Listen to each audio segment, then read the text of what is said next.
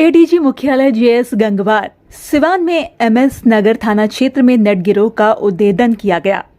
3 अभियुक्त और 2 कट्टा बरामद किया। पहले यह डकैती करता था और नेट गिरोह का एक्टिव सदस्य था। सारण जिला के मांझी थाना क्षेत्र में एक घर में ज्वेलरी लूट की घटना को अंजाम दिया गया और 5-6 दिन में खुलासा किया गया और लूटे गए सारे आभूषण किया गया। ERSS सेवा को लेकर डायल 112 को डायल करें और सभी सुविधा मिलेगी। 25533 कॉल आया जिसमें सभी तरह के रिपोर्ट आए हैं। द्वितीय चरण में 1800 गाड़ी और बाइक भी देंगे। पहले चरण में 400 गाड़ी थी और भी इसको इम्प्रूव किया जाएगा। 22 सितंबर को एक सूचक के द्वारा रूम में एक लड़की को रूम में बंद कर दिया गया था और उसमें से 2 महिला को मुक्त किया गया और उसमें एक महिला की गिरफ्तारी भी हुई। मात्र 14 में कार्रवाई की गई। फुलवारी में भी एक व्यक्ति बेहोश थे। वहां पुलिस टीम पहुंचकर एम्बुलेंस को बुलाकर अस्पताल भेजा गया। सारण में मसरक थाना क्षेत्र में बम बनाने की सूचना मिली, जिसके बाद पुलिस टीम पहुंची और वरीय अधिकारियों को सूचना देकर पटाखा फैक्ट्री का खुलासा किया गया। इमरजेंसी रिस्पांस टीम बहुत अच्छी तरह से काम कर रही है। सेकंड फेज में लगभग 15 से 18 हजार पुलिस कर्मियों को लगाया जाएगा। बहुत जल्द ही प्रपोजल बनाकर भेजा जाएगा। पूर्व मंत्री कार्तिकेय सिंह मामले पर इस मामले पर न्यायालय का मामला है। न्यायालय का जो आदेश होगा कार्रवाई होगी।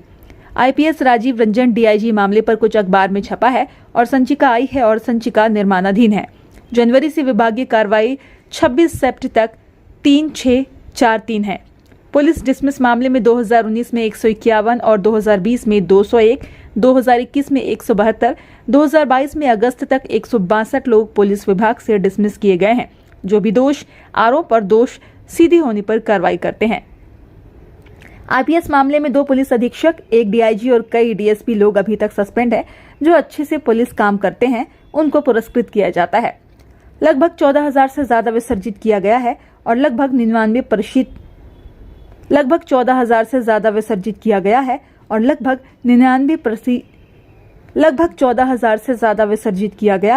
और लगभग 99% तक विसर्जित किया गया है और नृत्य डांस हुआ है। उस पर पुलिस से ज्यादा समाज के लोगों से पूछना चाहिए।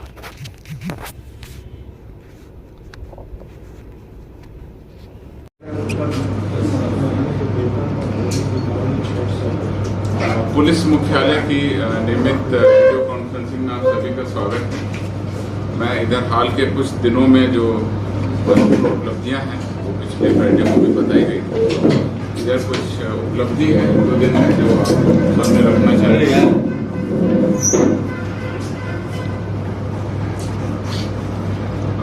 सिवान जिला में MS नगर थाना क्षेत्र में एक आपराधिक गिरोह, जिसको हम लोग नट गिरोह कहते हैं, उसका उद्भेदन किया गया।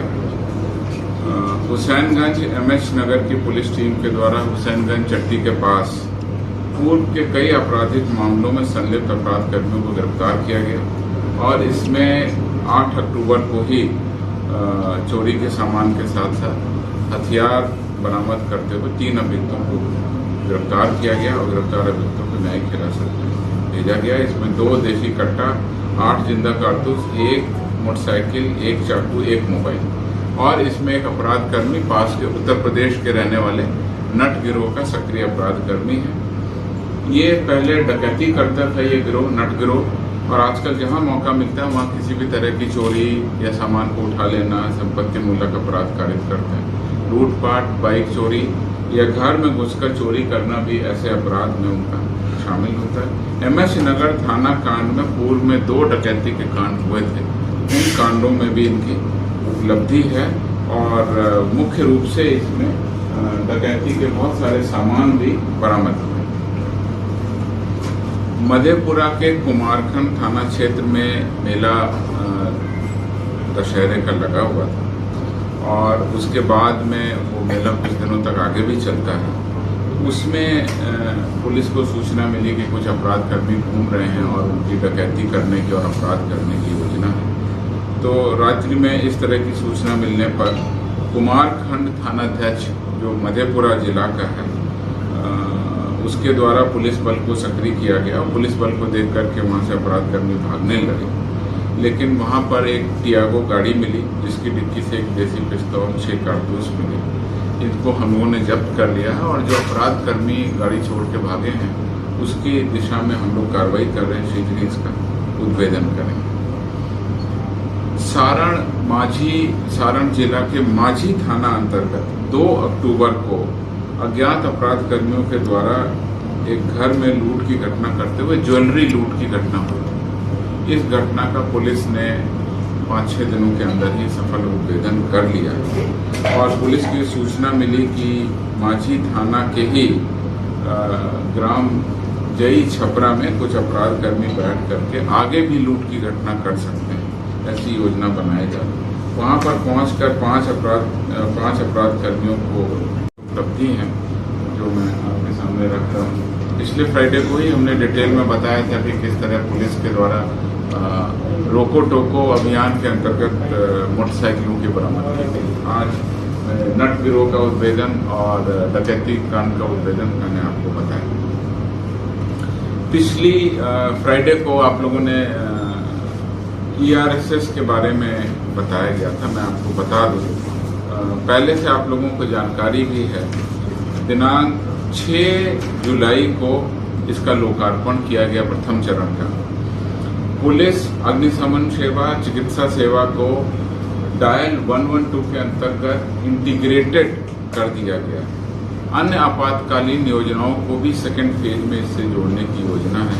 इसमें voice call, SMS, email, panic SOS request तथा वेब के माध्यम से भी रिक्वेस्ट भेज सकते हैं, या सीधे आप समझ लीजिए। आम जनता के लिए मैं कहना चाहता हूँ आपके माध्यम से कि 112 को डायल करें किसी भी लैंडलाइन से, मोबाइल फोन से, तो ये सुविधा आपको उपलब्ध हो जाएगी। ये इमरजेंसी रिस्पांस सिस्टम के अंतर्गत है। इसमें अभी तक कुल 25,533 इवेंट्स के 25,533 इवेंट्स के पंजीकृत होने की सूचना है। घरेलू हिंसा के 13% मामले इसमें आते हैं। दुर्घटना के 9% मामले इसमें आए हैं। चिकित्सा की जो सुविधाएं जिनको जरूरत पड़ती है उनकी 6% मामले सामने आए हैं। सामान्य विधि व्यवस्था के आपसी झगड़े के 40% मामले आए हैं। शराब के 7%, लूट या चोरी करते या इस तरह की घटनाओं से संबंधित 4% मामले आए हैं। पब्लिक रोड पर कोई गड़बड़ कर रही है, न्यूसेंस कर रही है, उसके 7% मामले आए हैं। अग्निकांड के भी रिपोर्ट आ रही है इसमें, तो अग्निकांड के 2% मामले आए हैं। प्रथम चरण में 400 की संख्या थी हमारे पास वाहनों की। सेकेंड चरण हम लोग फाइनल कर रहे हैं, तो उसमें ये संख्या बढ़ करके लगभग 1800 वाहनों की हो जाएगी। इस सेकेंड चरण में हम लोग मोटरसाइकिल भी दे रहे हैं और इसमें mobile data terminal, SIM card और ERSS एप्लीकेशंस भी होगा। सेकेंड फेज में हम लोग आर्टिफिशियल इंटेलिजेंस एप्लीकेशन को और कस्टमाइज करेंगे और मैप को दिखाने की जो हमारे कंट्रोल रूम में जो सॉफ्टवेयर है उसको हम लोग और इम्प्रूव करेंगे। नया कमांड एंड कंट्रोल सेंटर भी इसमें बनाया जाएगा। अब जिसमें आपकी ज़्यादा दिलचस्पी रहेगी मेरे विचार से मैं बताना चाहता हूँ, इधर 10-12 दिन में जो पर्टिकुलर स्पेसिफिक उपलब्धि है उसके बारे में मैं बताना चाहूँगा। दिनांक 22 सितंबर वैशाली जिला के अंतर्गत एक सूचक के द्वारा, एक इन्फॉर्मर था, एक पब्लिक जिसमें सूचना दी गई डायल 112 पर कि एक लड़की को किसी के द्वारा बंद करके रखा गया।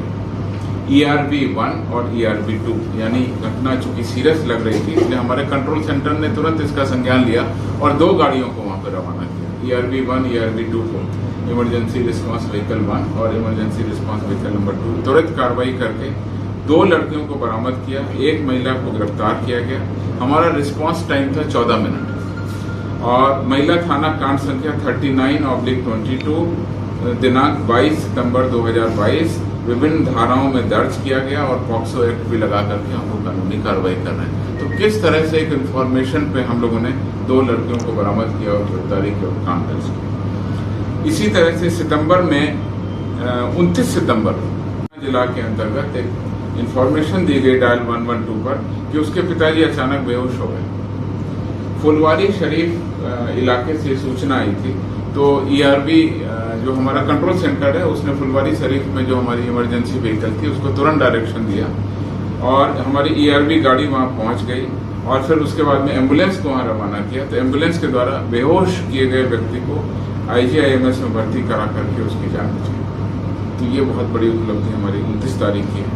इसी तरह से 4 सितंबर को सारण जिला में सूचक के द्वारा ये इंफॉर्मेशन दिया गया 112 पर कि बम बनाया जा रहा।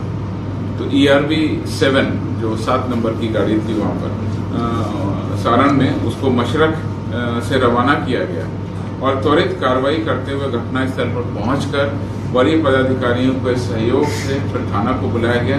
काफी संख्या में अवैध पटाखा बनाने का सामान, बारूद, सुतली, अर्धनिर्मित पटाखा बरामद किया गया और इसमें मशरक थाना कांड संख्या 435/22 दिनांक 4 सितंबर 2022 धारा 4 एवं 5 विस्फोटक अधिनियम अंकित कर कार्रवाई की जाएगी। इस सितंबर की कुछ घटनाएं आपके सामने थी। अक्टूबर महीने में 5 अक्टूबर को रोहतास जिला के अंतर्गत सूचना दी गई कि एक नवजात शिशु रोड पर पड़ा। 5 अक्टूबर को, अभी तुरंत हाल की घटना है। ERV 1 जो हमारी व्हीकल थी उसको सूचना दी गई जो सासाराम में थी, उसके द्वारा तुरंत कार्रवाई करते हुए बच्चे को उठाकर अस्पताल पहुंचाया गया और उसकी जान बची। तो ये रोहतास जिला की सूचना थी। इसी तरह से 8 अक्टूबर को, अभी परसों की घटना, पटना जिला अंतर्गत डायल 112 पर सूचना मिली गई कि एक व्यक्ति नेवरा के करीब रेलवे ट्रैक पर संभवतः आत्महत्या करने की नियत से पहुंच गया, उसकी जान बचाई गई। ये सूचना मिलते ही नेवरा के पास में ERV 1 हमारी व्हीकल थी, उसको डायरेक्शन दिया गया। उसने लोकेट किया, रेलवे ट्रैक पर पहुंचकर उस व्यक्ति की जान बचाई तथा उसे उसके परिजनों को सही सलामत सौंप दी। 8 अक्टूबर को ही समस्तीपुर जिला अंतर्गत 112 पर सूचना मिली कि रेलवे ट्रैक ओवरब्रिज के नीचे एक लड़की ट्रेन के नीचे आकर गंभीर रूप से जख्मी हो गई है। समस्तीपुर ERV 1 व्हीकल 1 को त्वरित घटनास्थल पर पहुंचने का निर्देश दिया गया। उसके द्वारा पहुंचकर जख्मी लड़की को तुरंत उठाकर अस्पताल पहुंचाया गया जहां उसकी चिकित्सा चल रही है। और इस पूरे घटनाक्रम में सूचना मिलने के बाद वहां पहुंचने तक हमारा जो रिस्पांस टाइम था महज 17 मिनट। तो ये कुछ उपलब्धियां थी जो हम आपके सामने रखना चाहते हैं। किस तरह से हमारी जो वाहन है या इमरजेंसी रिस्पांस सिस्टम है वो आम जनता के लिए, बिहार के नागरिकों के लिए एक तरह से बहुत ही इम्पोर्टेंट, लाइफ सेविंग और किसी भी विधि व्यवस्था के मामले में, अपराध के मामले में त्वरित कार्रवाई कर। फेज 2 का जल्दी ही हम लोग डिटेल प्रोजेक्ट रिपोर्ट बनाएंगे।